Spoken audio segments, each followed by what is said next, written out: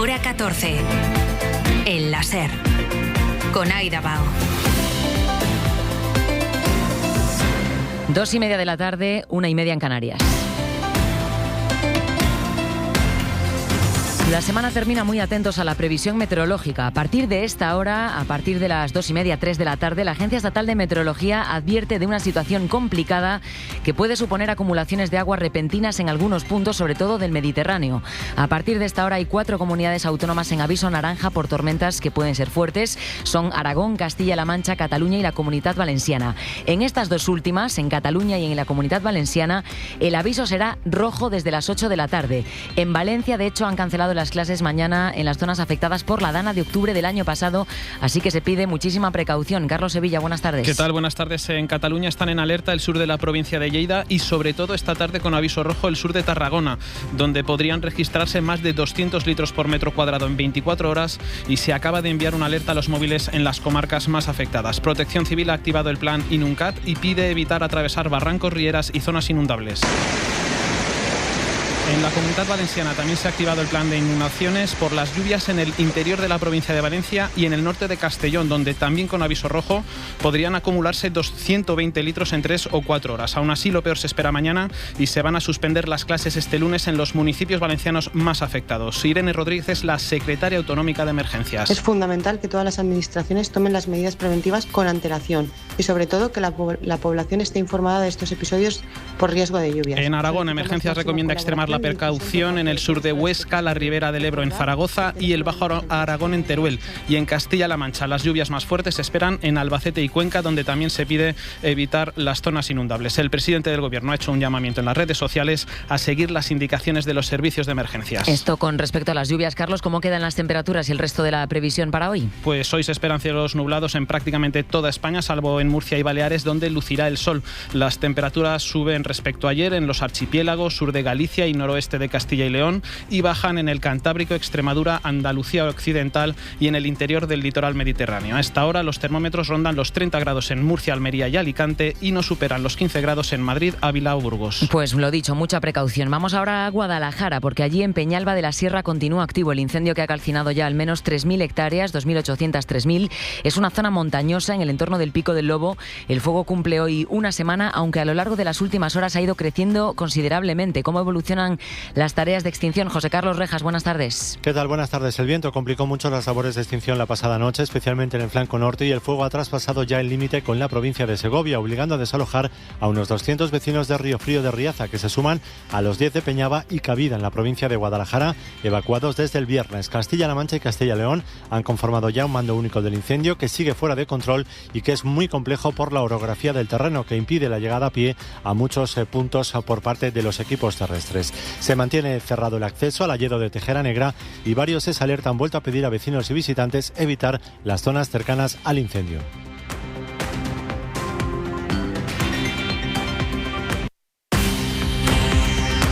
Y vamos ahora con los deportes, con una victoria muy especial para España. Para mí este mundial ha sido el mayor reto de mi vida, porque es Marc Márquez, que ha conseguido en las últimas horas su 7º título de MotoGP, 6 años después del anterior. El catalán se ha proclamado campeón del mundo. Mela Chércoles está en ese Gran Premio de Japón. Adelante.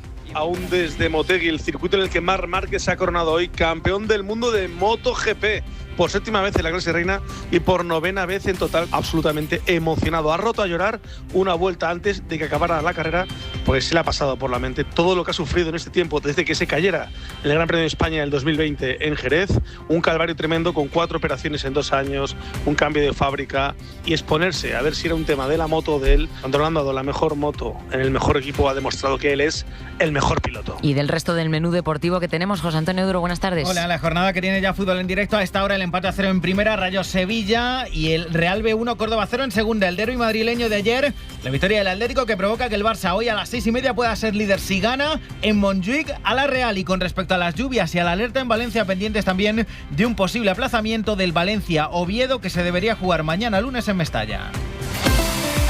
Hora 14. Aida Bao. Y antes de entrar de lleno en el resto del relato informativo del día, hoy vamos primero a Sevilla. Allí un hombre de solo 21 años está acusado de haber dado una paliza, perseguido hasta más allá del Portal y después degollar a una mujer de 28 con la que tenía una relación.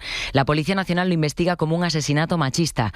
Radio Sevilla, Mercedes Díaz, ¿qué más datos tenemos? La policía investiga como posible caso de violencia machista el asesinato de una chica de 28 años en el barrio de Sevilla Este. Su pareja supuestamente la ha matado con un cuchillo. Él está detenido, tiene 21 años. Como otros maltratadores, ha intentado quitarse la vida después. Esta mujer estaba en el sistema Biogen de seguimiento de los casos de violencia, pero nunca lo había denunciado. Sí había llamado a la policía en otra agresión anterior de la que había sido víctima en la provincia de Cádiz, según informa la subdelegación del Gobierno en Sevilla. Tampoco había ninguna medida de protección en vigor. Francisco Toscano es el subdelegado del Gobierno en Sevilla. Hacemos un nuevo llamamiento no solo a las mujeres que puedan sentirse víctimas de cualquier tipo de agresión, sino a la sociedad en su conjunto para que cuenten con las fuerzas y cuerpos de seguridad del Estado, puesto que se trata de salvar vidas. Si se confirma, este sería el segundo crimen machista en Sevilla este año y el 9º en Andalucía. Y en toda España serían ya 28 las mujeres asesinadas por sus parejas o exparejas en lo que va de año. El 016 es el teléfono contra la violencia machista.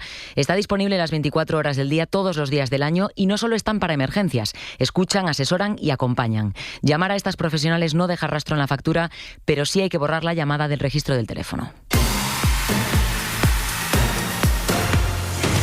Por lo demás, el Partido Popular ha terminado de confirmar hoy por la mañana que su deriva política en materia migratoria se parece cada vez más a la de la ultraderecha europea, concretamente a la española. En la reunión con sus varones en Murcia, Alberto Núñez Feijóo ha hecho esta mañana una intervención en la que ha dado por hecho que hay personas migrantes que entran en nuestro país para delinquir o para cobrar las ayudas sociales, como si las personas que están buscando un futuro mejor no quisieran un trabajo y una vida normal como la de cualquier otro ciudadano.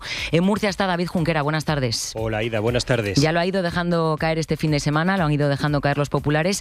Han puesto el acento en asuntos como restringir el acceso a las ayudas sociales para los migrantes o un visado por puntos, David. Sí, mis presidentes no son un Loro Park, dice Feijóo, argumentando que en el PP hay distintas voces y sensibilidades, pero todos, desde Ayuso a Moreno, han firmado el mismo documento que viene con endurecimiento de la postura migratoria, aunque defiende el líder, quiere situarse en el centro. La solución no es ni regularizarlos a todos ni echarlos a todos al mar, es poner orden y aplicar la legalidad de una vez por todas. Esto no se arregla pataleando e hiperventilando, asegura Feijóo en clara alusión a Vox, tampoco diciendo que no se cumpla la ley. Lo que hay que hacer es cambiarla y por ello propone cambiar el modelo de visado. Defendemos un nuevo visado por puntos que prime la entrada de quien quiere trabajar en los sectores donde hay falta de mano de obra, de quien conoce mejor nuestra cultura y, añado, también computará el compromiso de los países de origen con nuestra política migratoria.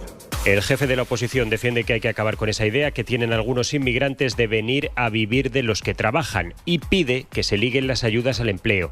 Las prestaciones económicas como el ingreso mínimo vital deben de ligarse a la búsqueda activa del empleo. Feijóo ha rematado su intervención haciendo apelaciones al centro, defendiendo que España se desgarra si se tira de los extremos y al mismo tiempo vaticinaba que Sánchez acabará mal. Desde el Partido Socialista señalan hoy a los populares. Carlos Martínez, el líder de los socialistas en Castilla y León, cree que el principal partido de la oposición se ha convertido en un sucedáneo de Vox. El intentar plantear una vez más la inmigración como un problema para este país es volver a comprar los postulados de Vox. Y yo le advierto una cuestión al Partido Popular. Si el señor Feijóo es un plagio de los postulados de la extrema derecha, la ciudadanía le seguirá dando la espalda, porque entre la copia y el original siempre se van a ir al original y siempre va a haber alguien que pueda decir una barbaridad más grande que la que tú dices.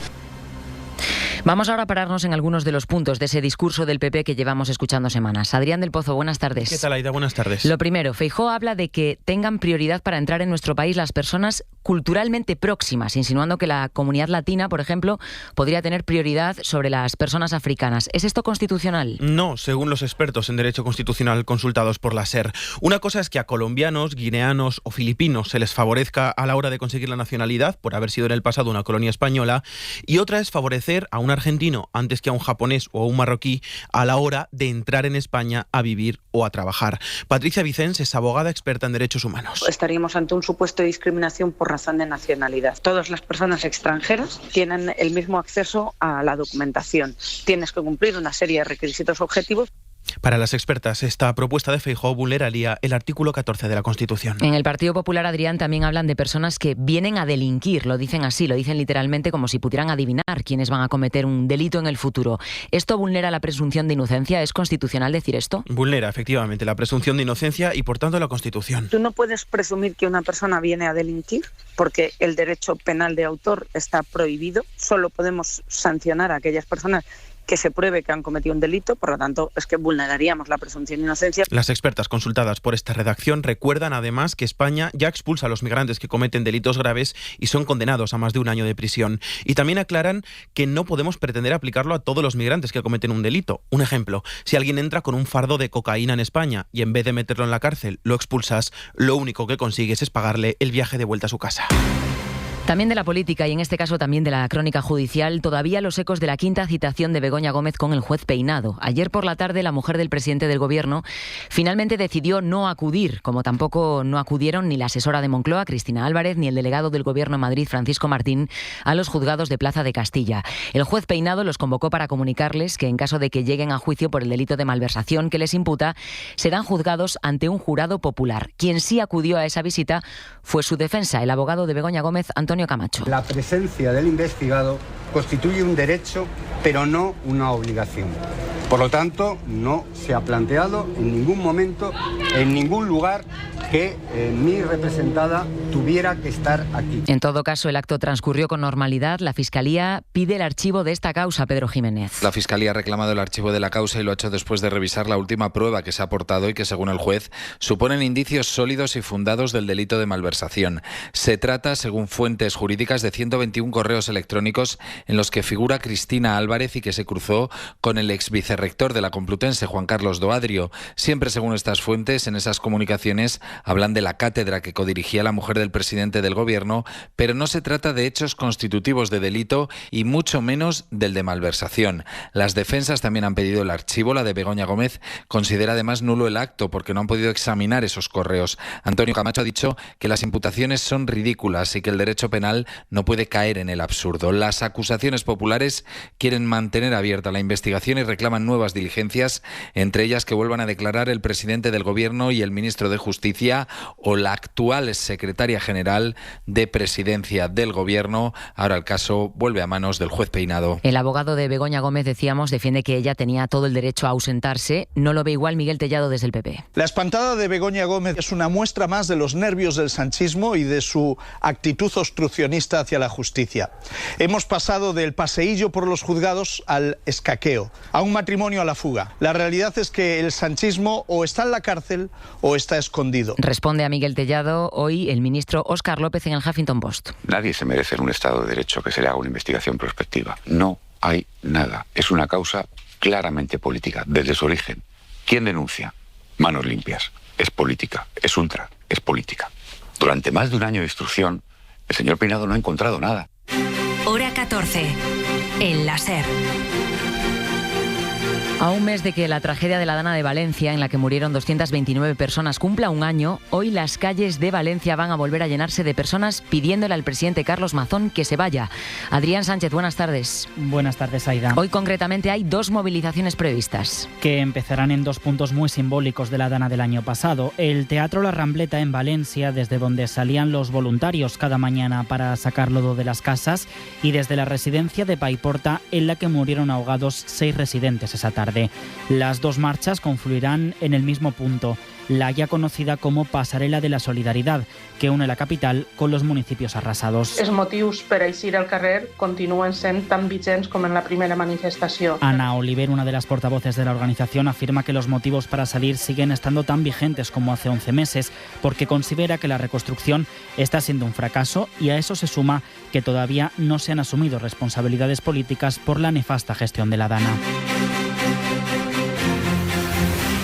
Ciudadanos y miembros de la comunidad científica en Valencia, Barcelona y Madrid se han manifestado esta mañana para exigir al Gobierno que avance a más velocidad para eliminar la precariedad en el sector científico. El Pacto por la Ciencia, aprobado por el Ejecutivo en 2023, prometió más inversión y más medios para la investigación, y es verdad que el gasto en esta área se ha incrementado desde aquellas. España crece 2,5 veces más rápido en inversión con respecto a la media europea, pero todavía está muy lejos de los objetivos. En el año 2024, la inversión en España en innovación y desarrollo por habitante era de 470 euros. La media europea está todavía en los 862.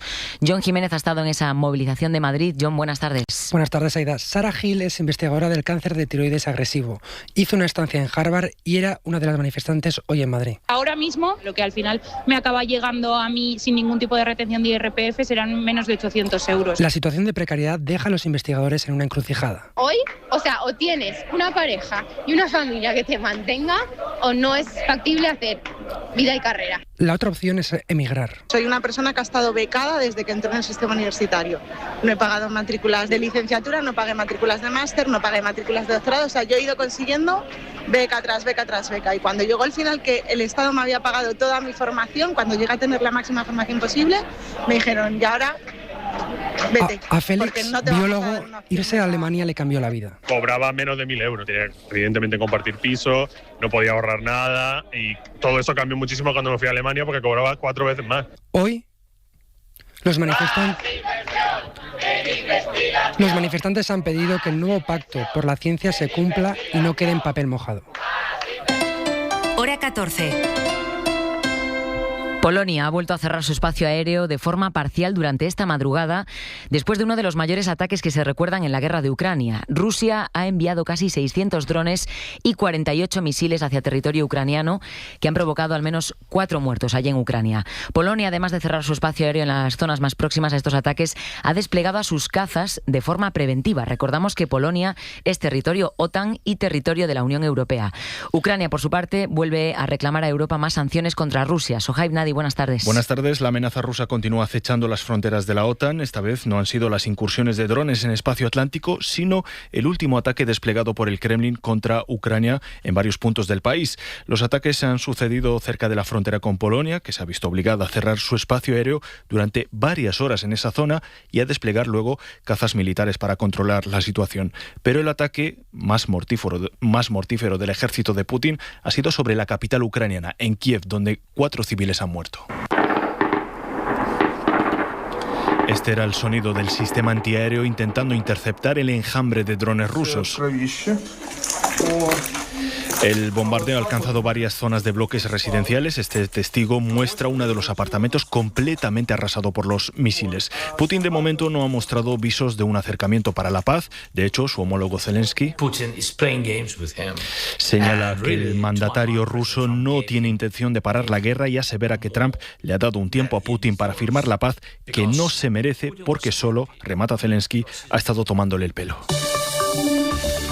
Y por otro lado, la violación del espacio aéreo, que se ha convertido en una constante en las últimas semanas y meses en los países del norte de Europa. Los líderes militares de la OTAN se han reunido este fin de semana y prometen incrementar la vigilancia en las fronteras de la Alianza Atlántica.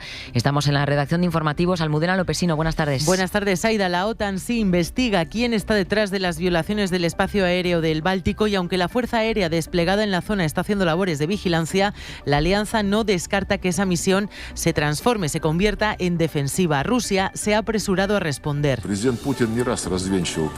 Es el ministro de Exteriores ruso que este fin de semana, durante su intervención en la Asamblea de Naciones Unidas en Nueva York, ha dejado claro que Putin no tiene intención de atacar ningún país de la OTAN. Eso sí, ha matizado que si agreden a los rusos habrá respuesta del Kremlin. Moscú ha lanzado también una advertencia: si alguien derriba una aeronave en el espacio aéreo de Rusia, lo lamentará.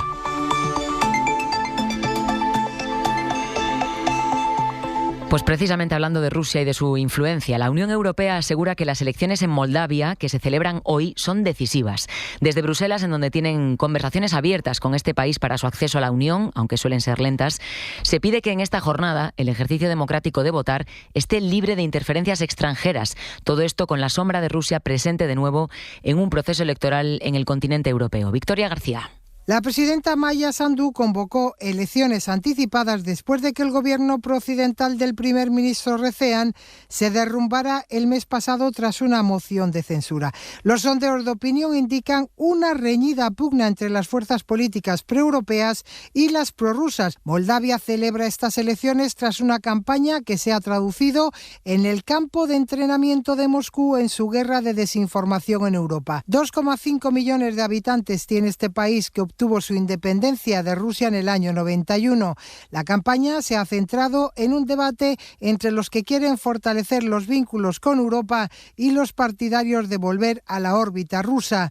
La mayoría de las encuestas dan ventaja al partido proeuropeo de Sandu, pero la presidenta denuncia una interferencia sin precedentes del Kremlin en estas elecciones y acusa a Rusia de derrochar cientos de millones de dólares en comprar votos y orquestar campañas de desinformación entre los electores. Los votos de los moldavos que viven en Transnistria, el territorio separatista prorruso que reclamó la independencia, revisten el día de hoy especial importancia. El Nordés mueve las aguas y hace aflorar la riqueza del fondo de las rías gallegas. El 2 de octubre en A Coruña haremos lo mismo con las ideas, la ciencia y la innovación que están transformando Galicia. Retina presenta Afloramento, un encuentro impulsado por Santander y con Google como socio anual y Gradiant de colaborador. Más información en eventosprissanoticias.com/es/afloramento. Migraciones, conflictos globales, crisis geopolíticas. El 3, 4 y 5 de octubre en Córdoba te proponemos escuchar para entender el desorden del mundo. Cadena SER presenta su congreso Bienestar, Sabiduría y Conocimiento con Manuela Carmena, Paca Sauquillo, Cristina Almeida, Enric Juliana y Fernando Clavijo, entre otros. Con visita y almuerzo molinero en Montoro, Tierra de Aceite. Información, venta de entradas y de abonos en congresosdelbienestar.es. Patrocinan Ayuntamiento de Córdoba, Diputación de Córdoba y Ayuntamiento de Montoro. Participan Universidad de Córdoba y Universidad Loyola. Hora 14. Aida Bao. La flotilla de barcos que partió de Barcelona rumbo a Gaza ha vuelto a reanudar la marcha este sábado a última hora. 42 barcos han partido del puerto griego de la isla de Creta este sábado, ya junto a un buque de la Marina italiana. Se espera que el buque español se incorpore para dar asistencia, en caso de ser necesaria, a partir de mediados de la semana que viene.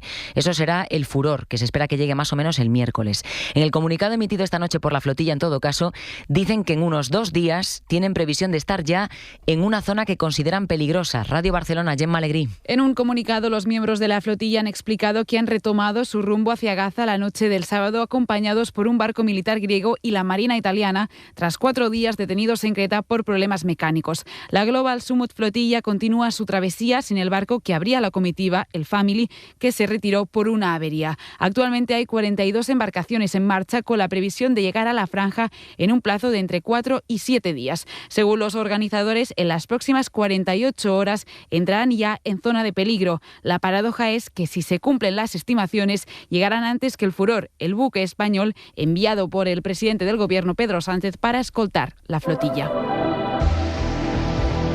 Mañana está previsto que Donald Trump y Benjamín Netanyahu se reúnan en la Casa Blanca después de una Asamblea General de la ONU celebrada en Nueva York, en la que el israelí ha dicho que van a seguir adelante con los ataques y asesinatos a la población palestina. También en la ONU, el presidente del gobierno español, Pedro Sánchez, hizo esta propuesta. El Estado de Palestina debe ser miembro de pleno derecho en Naciones Unidas.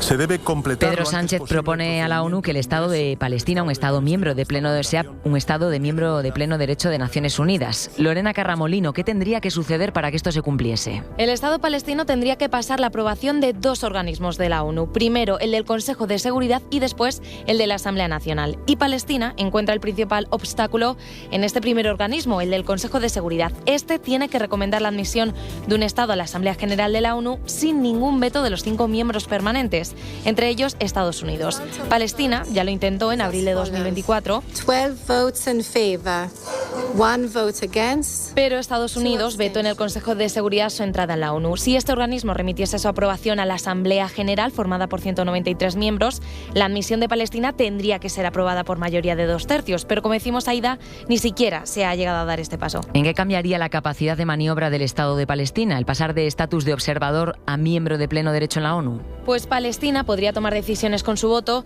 en resoluciones como la de este pasado junio, en la que la Asamblea General exigía un alto al fuego en Gaza, y también podría ocupar cargos dentro de la ONU, como explica Rabia Emrabet, profesora de Derecho Internacional en la Universidad de Jaén. También puede ser elegible para ocupar cargos y órganos. Puede así participar en el nombramiento del secretario general. Actualmente Palestina es un Estado observador permanente de la ONU y puede estar en todos los procedimientos, pero no participa en la toma de decisiones. Hora 14. Aida Bao. Y mientras, en la Franja de Gaza, hoy Hamás ha asegurado que no han recibido ninguna nueva propuesta de paz, pese a las palabras de Trump, que no para de afirmar que están cerca de un acuerdo en Gaza y que además, decía Trump, la milicia palestina lo conoce. Bueno, pues Hamás dice que no ha tenido conocimiento de una propuesta nueva, pero que en todo caso considerarán cualquier planteamiento que se les proponga. Son ya más de 66.000 personas asesinadas por el ejército de Israel. Belu Jiménez, buenas tardes. Buenas tardes, Aida. Hamás ha afirmado que no ha recibido ninguna nueva propuesta de paz por parte de Donald Trump y que las negociaciones están paradas desde la última reunión de Qatar el 9 de septiembre, reunión en la que Israel bombardeó al equipo negociador de Hamás, matando a 5 miembros. Hamás ha lanzado este comunicado en contraste con estas declaraciones de Trump de hace 2 días.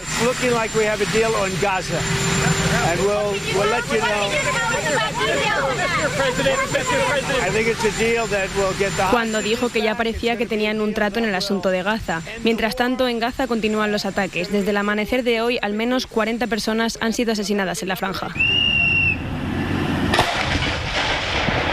Entre ellos ha muerto un niño en el ataque al barrio de Sabra, en el sur de la ciudad de Gaza, y un bebé de tan solo 2 meses y medio que ha muerto por desnutrición y falta de tratamiento médico en el complejo de Nasser, al sur de Gaza.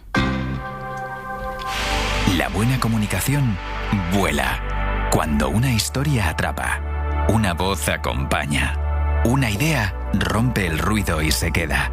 Si tu historia puede volar, dale alas. Porque la buena comunicación tiene alas. Entra en premiosondas.com e inscribe tu candidatura antes del 3 de octubre. Premios Ondas. Ostracismo, homofobia, intentos de suicidio, una infancia predicando y una vida por y para la congregación. 6 personas que fueron expulsadas de los Testigos de Jehová o abandonaron la entidad religiosa cuentan sus historias en El País. Descubre el documental exclusivo para suscriptores premium en la web de El País. En el bar de Pepe. Vaya, Pepe, desde que te anuncias en la radio, cada día tu local tiene más ambiente. Sí, se nos ha hecho famoso. ¿Me firmas un autógrafo? ¡Qué cachondos! Venga, que tengo lío. ¿La tostadita de siempre para la fan? Si tienes un negocio y quieres estar en boca de todos, aprovecha las ventajas de Ser Publicidad. Elige precio, público y dónde quieres que se escuche. Serpublicidad.es. Impulsamos tu negocio. Es 1975, el último año del dictador Francisco Franco con vida. Todos soñábamos con la democracia, se respiraba un aire de futura libertad. Si te dijéramos... Eso se combina con una respuesta feroz del régimen franquista, de represión, de detenciones, de torturas. Los ojos sin expresión ninguna, de tanta tortura y tanto que le pegaron. De esas confesiones sacadas a golpes saldrían las acusaciones formales en 4 consejos de guerra. Son ejecutados 2 miembros de ETA y 3 del FRAP. Papá, mamá, me ejecutarán mañana de mañana. Es la última noche de los condenados. La última larga noche del franquismo. La dictadura que murió matando. Un reportaje de Hora 25. Disponible en cadenaser.com, Ser Podcast y plataformas de audio. Hora 14. Aida Bao. ¿Tú le has animado a que vaya a la universidad? ¿Le has explicado por qué te parece una locura que se encierre en un convento? Son monjas de clausura. Esto que escuchan es el tráiler de Los Domingos. Así es como se llama la película de Alauda Ruiz de Azúa, que se ha llevado la Concha de Oro en el Festival de San Sebastián de este año. Victoria contundente, dicen los que saben. Pepa Blanes. El cine español hace pleno en San Sebastián y demuestra que está en buena forma. Es el tercer año que una película española gana la Concha de Oro. Los Domingos de Alauda Ruiz de Azúa es la gran vencedora. No creo que intentar entender algo signifique validarlo o legitimarlo. Así que muchas gracias porque me habéis devuelto la fe en ese espacio con este recibimiento. Cuenta qué pasa en una familia cuando la hija menor decide entrar en un convento de clausura. También el segundo premio ha sido este año para un director español, José Luis Guerín, que en Historias del Buen Valle cuenta la periferia de nuestras ciudades. A los vecinos del barrio de Vallbona, porque aunque ellos no lo sepan, pues ellos son co-guionistas y no co-realizadores de nuestra película. Los Tigres gana fotografía para Pau Esteve y Más Palomas nos emociona con el premio a la mejor interpretación para José Ramón Soroiz, que tras la jubilación le ha llegado el gran momento de su carrera. Pero sí quiero dar las gracias por todo lo que me está pasando con esta película. El belga Joaquín Lafos se hace con los galardones de dirección y guión por una historia personal de familia y lucha de clases. Y todo en una gala y un festival donde se ha condenado con rotundidad el genocidio en Gaza. Así nos vamos. Mañana más, hora 14, desde las 2 de la tarde con Javier Casal. 2 de la tarde, 1 en Canarias. Tengan buena tarde y cuidado con las lluvias. Adiós. Hora 14. Suscríbete ya en la app de la SER, en nuestra web o búscanos en tu plataforma de audio favorita.